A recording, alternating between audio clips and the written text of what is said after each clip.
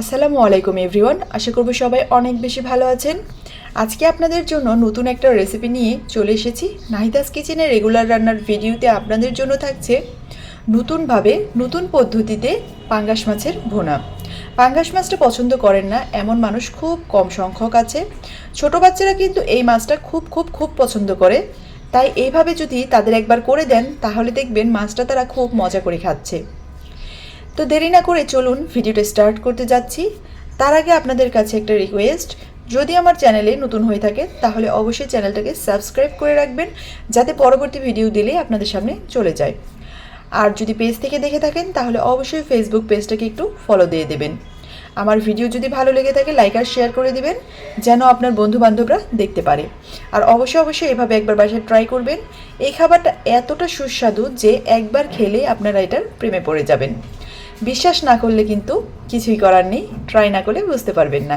প্রথমেই প্যানটাকে গরম করে নিতে হবে, তারপর অয়েল দিয়ে সেই অয়েলকেও গরম করে নিতে হবে। বাংলায় একটা প্রবাদ আছে না, মাছের তেলে মাছ ভাজা, তো আজকে আমি সেটাই করতে যাচ্ছি। এই যে মাছের ভেতরে যে তেল থাকে সেখান থেকে একটা ছোট অংশ নিয়েছি আর মাছ ভাজার সময় সেই তেলের মধ্যে আমি এখানে দিয়েছি। মাছের তেলটা কিন্তু আমি এই জন্য একটু কম পরিমাণ নিয়েছি। এবারে মাছটাকে খুব সুন্দর করে ভেজে নিতে হবে। ও হ্যাঁ, আরেকটা কথা, আমি কিন্তু মাছগুলোকে একটু ম্যারিনেট করে রেখেছিলাম। হলুদ মরিচ গুঁড়ো আর একটুখানি আদা রসুন বাটা দিয়ে আমি কিছুক্ষণ ম্যারিনেট করে রেখে দিয়েছিলাম। মাছ ভাজার সময় অবশ্যই চেষ্টা করবেন ঢেকে মাছ ভাজতে, তাহলে কিন্তু মাছ ভাজাটা খুব সুন্দর হবে আর কড়াইয়ের তলাতে লেগে যাবে না। এভাবে করে মাছ ভেজে দেখবেন কতটা সুন্দর আর মোচমোচে হয়। আমি মাছটাকে বেশি ভাজবো না, জাস্ট কিছুক্ষণ ভেজেই তুলে ফেলেছি। এবারে এখানে আমি আস্ত জিরে দিয়েছি হাফ টিস্পুনের মতন, একটা তেজপাতা দিয়েছি আর 1 কাপ পেঁয়াজ কুচি দিয়েছি। এবার এগুলোকে আমি একটু ভেজে নেব। সাথে দিয়ে দিব 4-5টা কাঁচা লঙ্কা, সেটাকে আমি একটুখানি চিকন চিকন করে কেটে নিয়েছি। এভাবে দেওয়ার চেষ্টা করবেন যাতে কাঁচামরিচটা পেঁয়াজ মরিচ আর মাছের সাথে একদম মিশে যায়।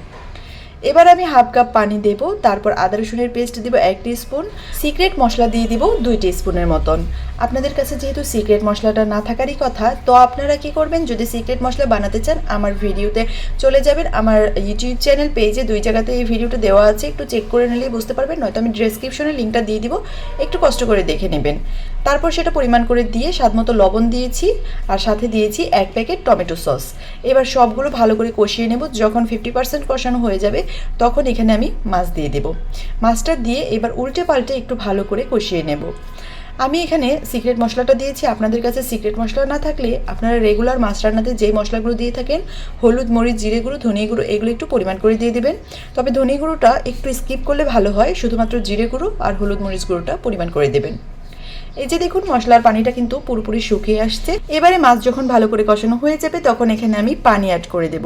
এখানে 1 কাপের মতো পানি অ্যাড করব আর ওই পানিতেই মাছটা রান্না করব। এই মাছ ভুনাটা যখন করবেন আর ভাত দিয়ে খাবেন তখন দেখবেন যে এটার মধ্যে যে গ্রেভি থাকবে সেই গ্রেভিটা এত টেস্টি সেটা বলার বাইরে। একটু টক টক মিষ্টি মিষ্টি ঝাল ঝাল এবং ফ্লেভারটাও কিন্তু অসাধারণ আসে। আপনি রান্না করলেই বুঝতে পারবেন।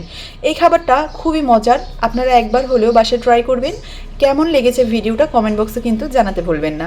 যারা আমার রেগুলার রান্নার ভিডিওতে কমেন্ট করেন তাদেরকে অসংখ্য ধন্যবাদ। এবার আমি ধনিয়া পাতা দিয়ে নামিয়ে নেব। এটা কিন্তু আমি গরম থাকতেই নামিয়ে নেব, কেননা চুলার মধ্যে যদি গরম তাওয়ায় রেখে দেই তাহলে আরও শুকিয়ে যাবে। বাই দ্য ওয়ে, ভালো থাকবেন সবাই। আজকের মতো এখানেই বিদায় নিচ্ছি। আসসালামু আলাইকুম।